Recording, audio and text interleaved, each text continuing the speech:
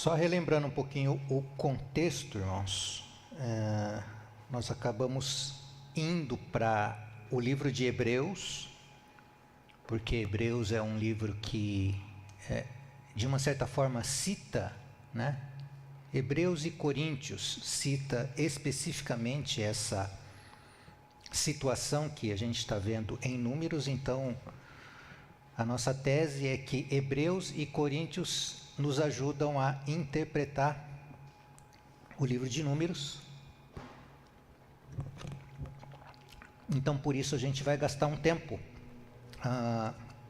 olhando o que Hebreus nos diz a respeito desses acontecimentos, né? Eu vou começar lendo o último parágrafo antes desse subtítulo, que começa aí um pouquinho antes dos passos para a provocação. O último parágrafo, então, diz o seguinte: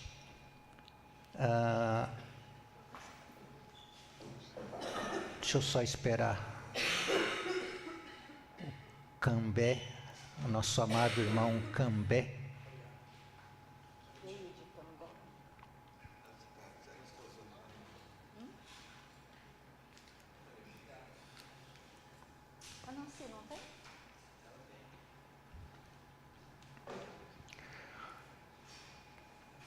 Então vamos lá. O último parágrafo aí, começando com: aqui temos a provocação e a penalidade.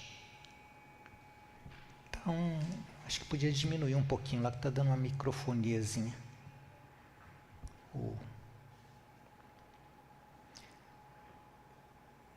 Então, aqui temos a provocação e a penalidade. A provocação foi não um ato único, mas o culminar de uma série de atos. Então, a gente está pegando essa fala aqui, né, que não foi um único ato, mas uma série de atos, e a gente vai começar a ver essa série de atos, né? A pergunta do Senhor foi: até quando este povo me provocará? No versículo 22. E esse versículo 22 aqui é do capítulo 14 de Números, tá? No versículo 22, ele falou deles como aqueles homens que já me tentaram 10 vezes e não deram ouvidos à minha voz. Portanto, será proveitoso traçar os passos que culminaram em provocar o castigo irrevogável infligido àqueles que Deus ainda possuía como seu povo.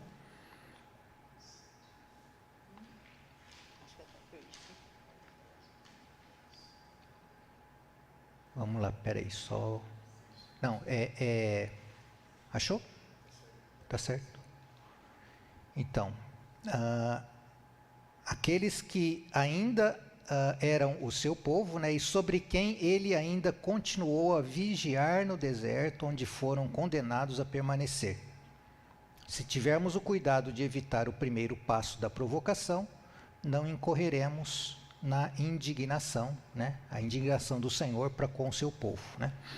Então, só esse finalzinho aqui, acho que a gente comentou um pouco, mas é bom nós lembrarmos que, embora Deus estivesse tratando com aquele povo, ele não deixou de ser o Senhor deles. Eles não foram deserdados, eles continuaram sendo o seu povo e Deus continuou cuidando deles, né? Então, não estamos falando de pessoas que foram rejeitadas por Deus, mas pessoas que estão sendo tratadas por Deus. Nem abandonadas, né? Deus continuou andando com eles 38 anos. A gente sempre pensa, abandonou eles, né? Não abandonou. Então vamos entrar agora, os passos para a provocação. Vou dando um pouquinho, alguns passinhos para trás, voltamos para Números 11, tá? Só para ter um overview aí de Números 11, porque a gente estava falando de Números 14, tá? Mas foi só um drops, No início de Números 11, encontramos o registro do povo murmurando e da ameaça de desagrado do Senhor. A ocasião ou assunto da murmuração não é indicado. Então, não foi dito aqui por que eles murmuravam, mas fala que o povo murmurou, né?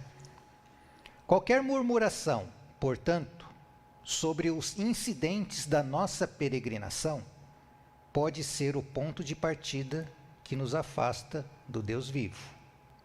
Precisamos aprender a obediência e o contentamento por meio das coisas que sofremos, como o diz apóstolo Paulo, lá em Filipenses 4:3. Paulo falou: aprendi a viver contente em toda e qualquer situação. Leia também Hebreus 5:8. A gente podia ler Hebreus 5:8, a gente conhece, mas só para a gente relembrar o que fala Hebreus 5:8. Aqui fala do Senhor Jesus, né? 5:8 fala que, embora sendo filho, aprendeu a obediência pelas coisas que sofreu. Então, Paulo fala que ele aprendeu a viver contente em toda e qualquer situação, e Hebreus fala que Jesus, sendo filho, ele também aprendeu a obediência pelas coisas que sofreu, né? Então, aqui... Posso ler o 9 também? Lê o 9. E tendo sido aperfeiçoado, tornou-se o autor da salvação eterna para todos os que lhe obedecem. Detalhezinho, né? Importante. Só isso. Alguém podia ler também, vamos pegar Lucas 2, 51 e 52. Lucas 2, 51 e 52, porque a pergunta é, a gente lê que Jesus aprendeu a obediência. Como é que Jesus aprendeu a obediência, irmãos? Como que Jesus aprendeu a obediência obedecendo, né? O que fala em Lucas 2, 51 e 52? E desceu com eles para Nazaré, e era-lhes submisso. Sua mãe, porém, guardava todas estas coisas no coração. E crescia Jesus em sabedoria, estatura e graça diante de Deus e dos homens. Então, só esse trecho os irmãos lembram, né? Que é quando Jesus ele vai para Jerusalém, na festa da Páscoa, toda a família retorna, lá depois que retornaram, falou: cadê Jesus? E sai procurando, e não encontra, e voltaram para Jerusalém, e procura Jesus, e encontraram Jesus lá no templo, né? E Jesus vira para a mãe dele e fala: vocês não sabiam que era para mim estar cuidando dos negócios do meu pai? É óbvio que eu deveria estar aqui, né? Então, eu acho que a gente não imagina, eu pelo menos não imagino, né? A gente pensa que Jesus nasceu pronto, né? Jesus não nasceu pronto, ele nasceu um bebê, né? Ele foi crescendo em maturidade, né? Esse texto fala que ele foi crescendo em estatura, em sabedoria. Ele não recebeu assim tudo tchum de uma vez, né? Então, quando fala que Jesus aprendeu a obediência, essa situação é uma situação que ele se submeteu. Provavelmente, eu estou aqui, e aí vamos conjecturar um pouco, né? Provavelmente aos 12 anos, Jesus já mais ou menos sabia, porque Maria deve ter contado para ele a história que aconteceu, né? Mas ele ainda era um menino de 12 anos. Mas ele sabia quem era o pai dele, porque ele fala: vocês não sabiam que eu devia estar na casa do meu, cuidando das coisas do meu pai? A casa do meu pai é aqui, né? E talvez até ele quisesse permanecer lá, porque... Mas aí Maria fala, né? Deve ter falado: não, filho, vamos. E ele submeteu, né? Ele, porém, lhe era submisso. Jesus aprendeu, nós também precisamos aprender, né? Então, aprender a obediência é algo a ser exercitado e aprendido. Não cai do céu assim, né? Então, murmuração, né? Muitas vezes a gente começa o nosso desvio com murmuração. E eu olho para a minha experiência e eu percebo que Muitas vezes eu faço grandes besteiras porque eu estou de mal do Senhor. Ou eu fico insatisfeito com alguma coisa que está acontecendo comigo. Eu não falo, mas lá no meu coração, lá no fundo, fala: Deus bem que podia ter mudado isso, né? Deus bem que podia ter feito isso na minha vida. Então, eu não verbalizo, mas às vezes eu penso. Então, essa questão de, esse comecinho aqui com murmuração, acho que é algo que é importante a gente prestar atenção realmente, né, nesses detalhes, porque eu acho que muita coisa que nós fazemos de errado, às vezes elas começam desse jeito. Né. O próximo incidente, então, está registrado em Números 11, de 4 a 6, que fala o seguinte, então, está aqui o versículo, né? Fala: e o populacho que estava no meio deles veio a ter grande desejo das comidas dos egípcios, pelo que os filhos de Israel tornaram a chorar e também disseram: quem nos dará carne a comer? Lembramo-nos dos peixes que no Egito comíamos de graça. Será que eles comiam de graça, gente? Dos pepinos, dos melões, dos alhos silvestres, das cebolas e dos alhos. Agora, porém, seca-se a nossa alma e nenhuma coisa vemos senão este maná. Meu Deus, né? Será que a gente faz a mesma coisa, irmãos? Assim, o próximo passo na provocação veio através do populacho. Só para esse populacho aqui, era uma turma talvez de egípcios que veio junto com eles, saíram do Egito e vieram acompanhando, né? Mas eles não eram do povo de Israel, né? E eles seguiram junto com o povo de Israel para o deserto, né? E esse populacho, então, é que começou esse negócio, né? Então, esse populacho que veio junto com eles quando eles saíram do Egito, então isso está lá em Êxodo 12, 38. É perigoso para o povo de Deus ter uma multidão misturada entre eles. Estes certamente darão voz aos seus desejos e assim despertarão a carne no crente. Más companhias. Né? As lembranças do Egito foram revividas e aqui o coração enganoso e a memória pregaram uma peça que é comum o suficiente, embora difícil de explicar. Ou seja, essas coisas acontecem, mas a gente às vezes não consegue explicar, né? Todas as asperezas da sua opressão no Egito, a servidão amarga e cruel, o chicote do capataz, o aumento severo do fardo foram inteiramente esquecidos. As grandes maravilhas operadas pela mão do Senhor e seu poderoso livramento da casa da servidão também foram esquecidos. Eles se lembraram apenas das coisas do Egito que servem para satisfazer o apetite natural. Eles desprezaram o pão de Deus, que ele supria diariamente para suas recorrentes necessidades, e ansiavam pela comida do Egito. Eles eram, portanto, os tipos daqueles a quem Paulo caracteriza como inimigos da cruz de Cristo, cujo destino é a perdição, cujo Deus é o seu ventre, que se gloriam na sua infâmia, que só se preocupam com as coisas terrenas. Isso está em Filipenses 3, 18 e 19. Né? Então, esse parágrafo aqui, irmãos, eu estava lendo aqui, me veio à mente muito. Eu lembrei da mensagem de domingo, que o Zé falou. Então, vamos voltar lá. Mateus 13, 22. O que o Zé falou para nós em Mateus 13, 22? Vamos ler lá. Foi semeado entre os espinhos é o que ouve a palavra.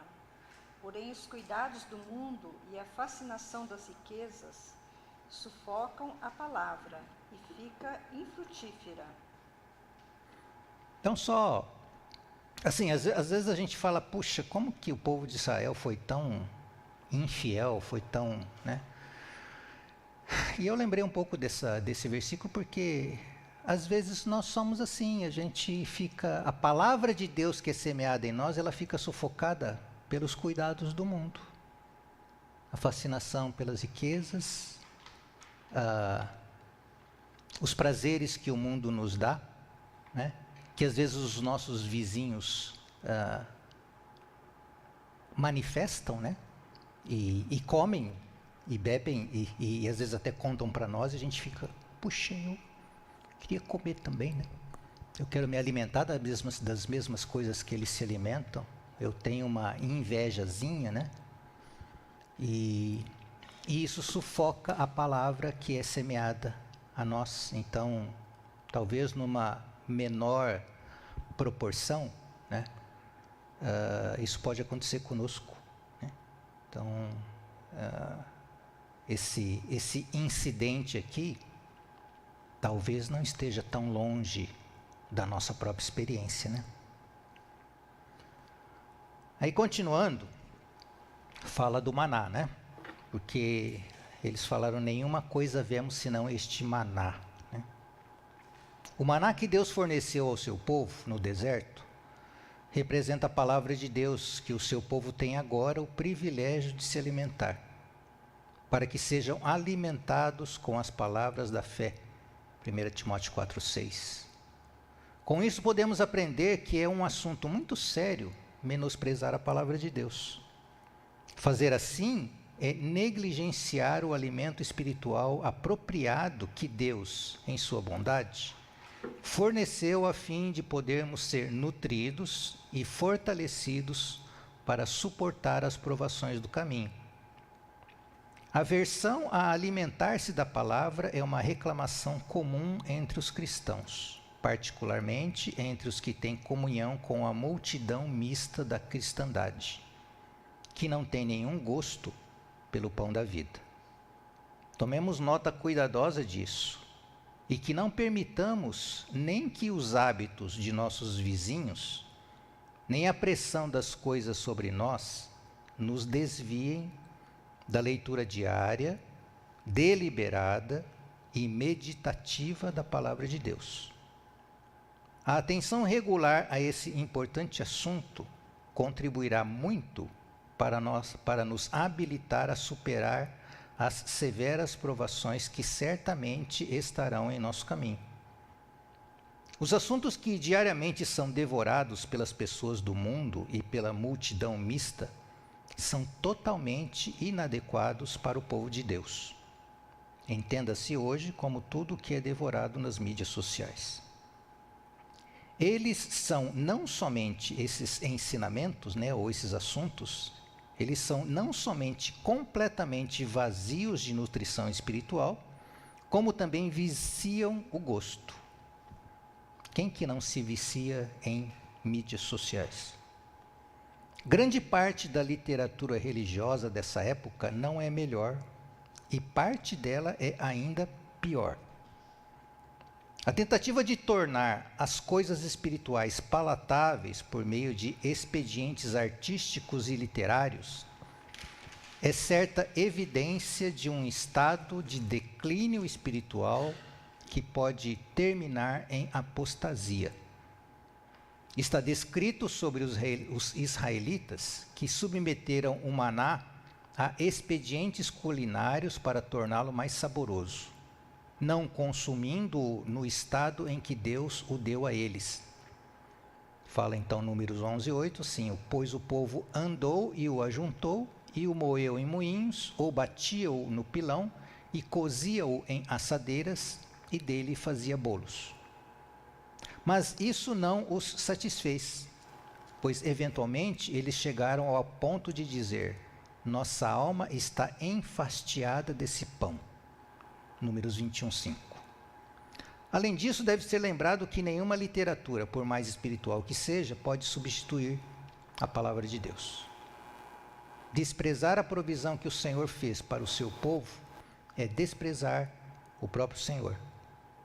Porquanto, Números 11:20, né? Porquanto rejeitastes o Senhor que está no meio de vós, e chorastes diante dele, dizendo: por que saímos do Egito? Deus tem se esforçado para nos ensinar de maneira clara e convincente a seriedade de negligenciarmos nossa comida espiritual, a qual Ele fornece, ou seja, as palavras da vida eterna. O incidente da lembrança da comida do Egito por parte de Israel é relatado no Salmo 78. Mas ainda assim, prosseguiram em pecar contra ele e se rebelaram no deserto contra o Altíssimo. Tentaram a Deus em seu coração, pedindo alimento que lhes fosse do gosto. Salmo 78, 17 e 18. E a razão é dada, logo mais à frente. Porque não creram em Deus, nem confiaram na sua salvação. Nada obstante, ordenou as alturas e abriu as portas dos céus. Fez chover maná sobre eles para alimentá-los e lhes deu cereal do céu. Comeu cada qual o pão dos anjos, enviou-lhes ele comida a fartar. A breve explicação é que, porque o coração deles não era firme para com ele, nem foram fiéis à sua aliança, Salmo 78, 37. E novamente no Salmo 106, o incidente é relatado em detalhes, e como já vimos, o Salmo 95 é proeminente e incisivo para a provocação do dia da tentação do deserto. Então, se os irmãos puderem ler depois esse Salmo 78, o 106 e o 95, eles descrevem, né, essa mesma situação, né, com mais detalhes e com palavras também mais fortes em alguns casos, né? Eu queria só voltar então na segunda parte lá que começa a falar do maná, né, na página 48, fala que o maná de Deus, né? Essa questão de comermos e nos alimentarmos da palavra é algo que a gente está cansado de ouvir também, né? E vamos ler também Mateus 13, verso 20 e 21, que é a mesma palavra do semeador que saiu a semear. 13, 20 e 21. O que foi semeado em solo rochoso, esse é o que ouve a palavra e a recebe logo com alegria, mas não tem raiz em si mesmo, sendo antes de pouca duração, em lhe chegando a angústia ou a perseguição por causa da palavra, logo se escandaliza. Então eu lembrei disso também, irmãos, porque às vezes nós ouvimos a palavra e um pouco, eu acho até que é questionável essa questão aqui do maná, que eles moeram e cozeram e tal, mas a questão é que às vezes nós vamos à palavra ou nós abrimos os nossos ouvidos, né, com um intuito básico de obtermos conhecimento sem que nós queiramos conhecer para obedecer. Então eu até escrevi uma frase aqui, que eu vou ler porque eu escrevi aqui uma frasezinha dizendo assim: conhecimento que não gera obediência e vitória sobre o pecado, ele não passa de mero conhecimento. Então a palavra que o Senhor nos dá, a palavra que o Senhor serve a nós, o maná ele servia para isso, para alimentar o povo no deserto. E eles precisavam desse maná, eles precisavam dessa nutrição para poder enfrentar cada uma das situações que eles teriam pela frente, né? E quando nós vamos à palavra só para termos conhecimento intelectual, isso não agrega nada à nossa vida. Se a nossa ida para a palavra é para matar a nossa curiosidade, que não é errado termos curiosidade, né? Mas nenhuma dessas coisas deveria ser o foco principal da nossa busca, né? A nossa busca deveria ser conhecer a palavra, para sermos alimentadas por ela, para conhecermos o nosso Deus e obedecermos, né? Então, o que conhecemos e não praticamos, né, é algo que nós precisamos tratar diante do Senhor, né, cada vez mais, para que a gente possa fazer com que o valor nutritivo da Bíblia possa ser apropriado nas nossas vidas, nos fazendo então fortalecidos, para que a palavra que é semeada em nós então, ela não encontre no nosso coração um solo rochoso, à beira do caminho, que está cheio de tráfego do mundo, está cheio de coisas do mundo, está cheio de cuidados e preocupações com o mundo, e a palavra então não consegue penetrar e fazer aquilo que ela foi ordenada para, né? Então, eu gostei daquilo que está escrito, que Simão escreveu aqui, que a leitura diária, deliberada e meditativa da palavra de Deus, né? Isso pode, e isso é o que nos fortalece, isso é o que mantém a nossa vida e nos traz maturidade, para que a gente possa caminhar no deserto, né?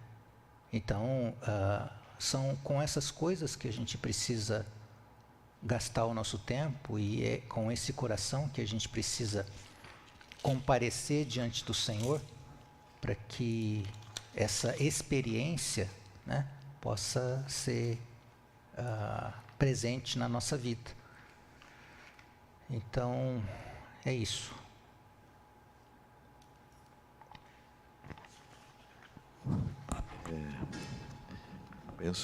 Penso que se o problema de todos nós fosse o problema de ir para a palavra para ter conhecimento somente, o problema seria menor. O problema é que nós não chegamos nem nesse nível ainda, né? Porque o relato do deserto, ele é muito claro para nós.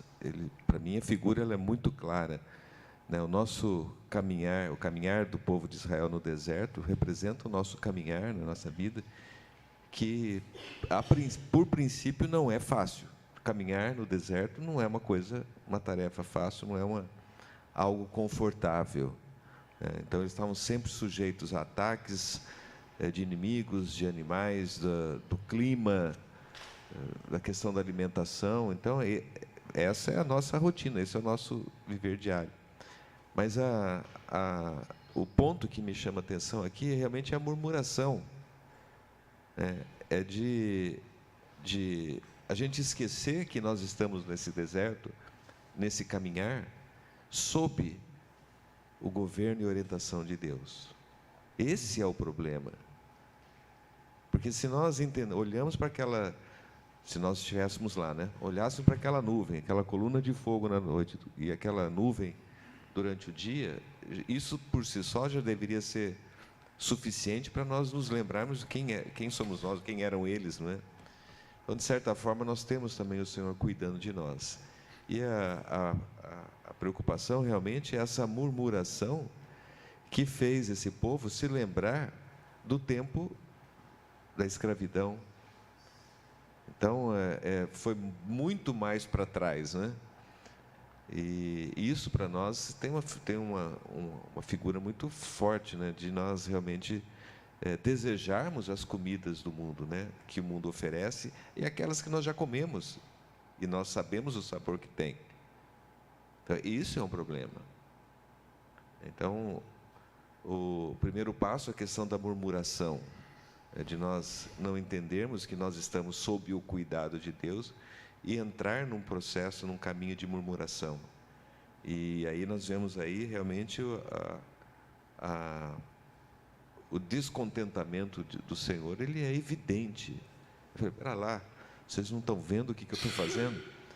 E o Senhor hoje ele está nos levando sob as suas asas, debaixo da nuvem, debaixo da coluna de fogo, né, nos protegendo. Então nós precisamos reconhecer isso. Então a questão da murmuração é algo que nós precisamos eliminar da nossa vida. Nós temos que eliminar. né? Murmuração, por causa da nossa caminhada, não cabe na nossa vida, porque nós fomos carregados pelo Senhor, estamos sendo cuidados, e nós temos que crer nisso. Crer, porque ele fala aqui questão de incredulidade. Então, é um ponto importante que eu vejo no nosso viver. E aí sim, entrar nessa questão, né, tirar de nós essa questão da incredulidade, da incerteza de que o Senhor está cuidando de nós. E entrar nessa questão da dieta, né, da alimentação. Então, o Senhor, ele fornecia o necessário para que eles se alimentassem, para que eles vivessem. Era o maná, puro e simples maná. Então, nós também não temos que esperar coisas mirabolantes de suprimentos que o Senhor possa nos dar, né? Senão o simples maná, que é a palavra do Senhor sendo dispensada a nós diariamente, por meio da leitura, por meio da mensagem, por meio do estudo bíblico. Irmãos, esse é o nosso maná.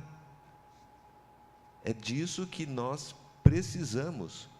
Então, também nós podemos cair nessa tentação de querer algo mais do que isso, ou coisa mais elaborada, ou mais eloquente, ou mais visivelmente agradável, né, aos ouvidos, aos olhos.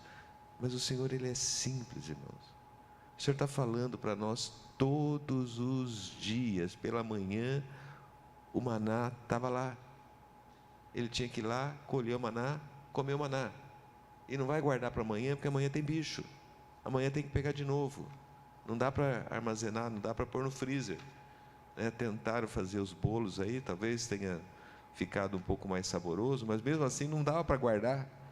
O maná era para ser consumido durante o dia, durante aquele dia. Então, essas lições, irmãos, elas são muito práticas para nós. A nossa vida é uma vida de caminhar pelo deserto. Nós não temos nenhuma possibilidade de voltar para o Egito. Amém. Não temos. Eles tinham lembranças do Egito, e eu lembrava com saudosismo das coisas do Egito, mas eles não podiam voltar mais. Eles atravessaram o Mar Vermelho, eles saíram das mãos do faraó, mas o coração estava preso ainda. O coração ainda estava amarrado ao passado, amarrado a situações que tentavam melhorar a condição que eles viviam de deserto, né? Como era bom o pepino, mas a própria palavra fala assim, eles não se lembravam do chicote que eles levavam nas costas lá no Egito, não lembravam da carga dobrada de trabalho que eles tinham. Essas coisas eles esqueceram, né? Só lembraram da comida. Mas o Senhor está nos sustentando, irmãos. E nós temos que tomar posse disso. O Senhor está cuidando de nós. Não estamos numa vida folgada. Passar pelo deserto não é fácil. É difícil, é duro, tem sofrimento, mas o Senhor está cuidando de nós, né? E está nos suprindo e nos alimentando. Irmãos, é muito simples a gente tomar posse desta verdade. Nós tomarmos posse de que o Senhor nos está cuidando e o Senhor está nos suprindo. Então nós estamos abrindo o caminho para realmente o Senhor nos conduzir por esse deserto e chegar lá no final em pé, vitoriosos, né? Então, irmãos, longe de nós qualquer tipo de murmuração. Qualquer tipo de murmuração, irmão. Jogue fora. Não tem lugar na nossa boca murmuração. E tomar posse daquilo que o Senhor de fato está vendo. Só nós olharmos. De manhã cedinho, o maná está lá. Amém? Para mim, o que me chamou bastante atenção é essa questão da leitura da palavra, né? O mesmo que o Sérgio falou, sobre a leitura diária, deliberada e meditativa da palavra de Deus, né? Então, eu vejo assim que, para mim, isso tem sido o antídoto para murmuração. Porque se de fato nós tivermos essa vida de pegar esse maná todo dia, bem cedinho, que se passasse aquela hora também, ele estragava, né? Ou derretia, sei lá, uma coisa assim, né? Então, e era diário. Então, assim, se tivermos, eu vejo, se tivermos de fato essa prática, né, de leitura diária, deliberada e meditativa, vai fazer muita diferença na nossa vida. Principalmente a meditação. Por quê? Porque nós somos acostumados, muitas vezes, durante anos, que, vamos ler a Bíblia, vamos ler livros, livros e livros e livros, a gente se empanturrou de livros, né? E também, vamos cobrir vamos ler a Bíblia em um ano. 2 vezes, ler a Bíblia inteira em um ano. Então, a gente começa a ler e tem que ler, engolir tudo, né? Mas quando você começa a ler de maneira deliberada, meditando, de fato, profundamente naquilo que você está lendo, não com o intuito de dar uma mensagem, a coisa é diferente, né? Então, assim, e também lendo a palavra com o intuito de realmente conhecer a Deus. Porque a gente tem, assim, a gente vê que tem sido pregado vários deuses por aí, né? Mas quando você vai para a palavra, eu quero conhecer quem é Deus, não aquilo que eu ouvi de Deus, mas eu quero conhecer quem de fato é Deus, o que Ele gosta, o que é importante para Ele, o que para Ele é o mais importante mesmo, e aquilo que para Ele não é importante. Quando eu quero conhecer como Deus reage, como Deus trata o homem, como Ele trata a sua igreja, como Ele trata as coisas, o que é realmente o cerne, né?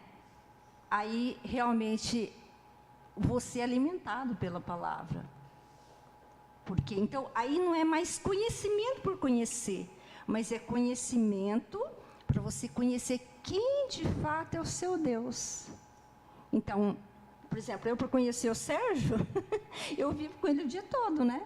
Eu sei, eu convivo com ele e eu converso com ele, eu sei quais são as reações dele, o que é que deixa ele irado.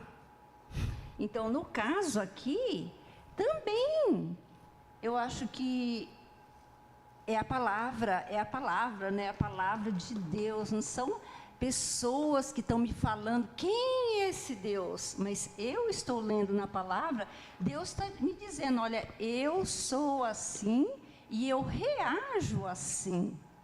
Então, não é alguém que está dizendo que eu reajo assim, eu estou dizendo que eu reajo assim, né? Então, isso nos traz muita segurança,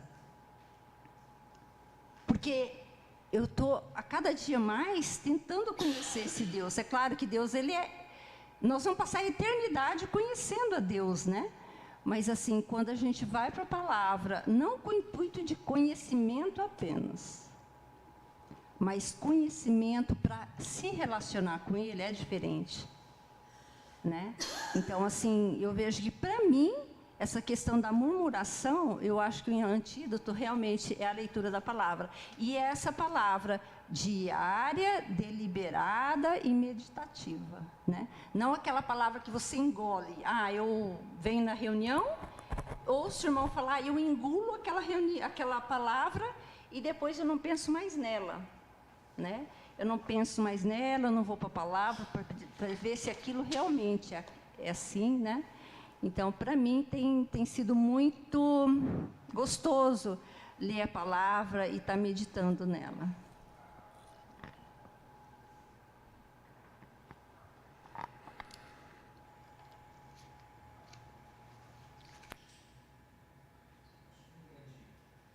Um grande risco que a gente corre é amarmos 2 coisas ao mesmo tempo, né? Amar a Deus e amar o mundo. Amar a Deus e amar os prazeres desse mundo. Enquanto tivermos um coração dividido, a gente vai estar como um homem com um pé em cada barco.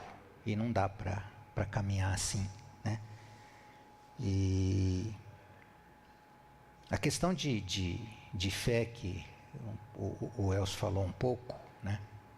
Crermos que Deus, Ele está no comando de todas as coisas e que Ele nos ama. Então são duas coisas muito importantes, irmãos, que nós podemos dizer, nós podemos proclamar, mas se nós não crermos nisso do fundo do nosso coração, às vezes nós não temos um compromisso com o Senhor.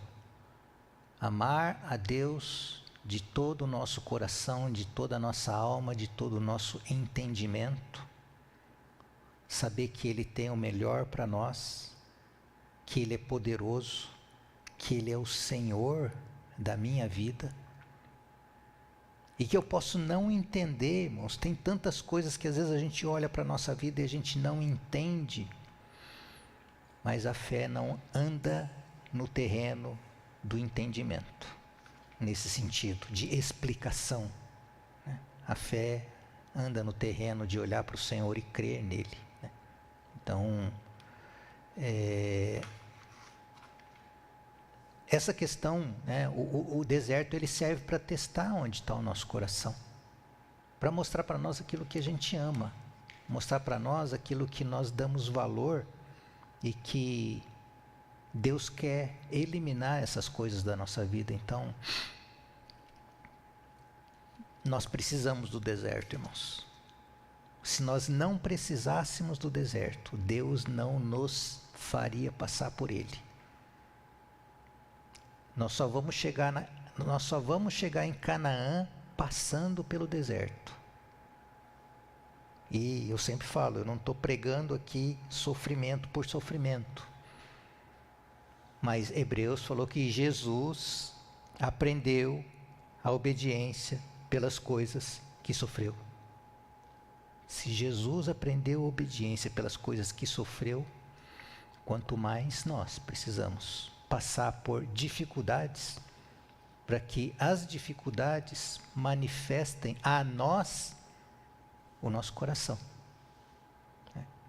Então, assim, que essas coisas que a gente já ouviu, né, e que a gente sabe, né, elas possam realmente mexer conosco, com a nossa vida, né, para que as coisas que Deus quer operar em nós, elas possam ser operadas, né? Porque esse é o caminho, não tem pular fase, pular etapa. O Senhor vai passar em cada etapa na nossa vida, para que a gente possa aprender as lições que nós precisamos aprender, né? Então, que Deus possa tratar com a gente, né? Mostrar aquilo que há no nosso coração. E mostrando para nós possamos falar diante do Senhor, falar: Senhor, eu sou assim. Agora eu peço a Tua graça, a Tua misericórdia para o Senhor tratar comigo nesse aspecto. Trata comigo, Senhor, nisso aqui. Essa questão que eu amo ou que eu tenho desejo e o que o Senhor não quer, Senhor, trata com isso na minha vida, né? E a gente vai tratando uma por uma e o Senhor vai caminhando em nós. Ele vai caminhando em nós, né? E um dia a gente chega lá.